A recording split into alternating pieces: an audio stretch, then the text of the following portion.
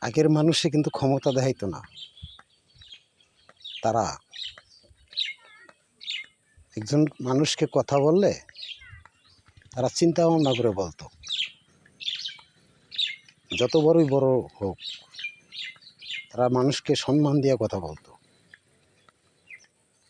আর যারা মানুষের সামনে কথা বলতে পারে নাই, যারা সমাজে চলাফেরা করে নাই, তারা এখন বিচার করে। কারণ আগে যারা মানুষ এখন বিচার তারা পছন্দ করে না। কেমনি করব? এখন তো বিচার সততাভাবে বিচার নাই। আপনি যদি তার জন্য কিছু করতে পারেন তাহলে আপনার পক্ষেই কথা বলবে। আর আগের মানুষ তো তা ছিল না। যারই অন্যায় হোক তারই বিচার হয়েছে।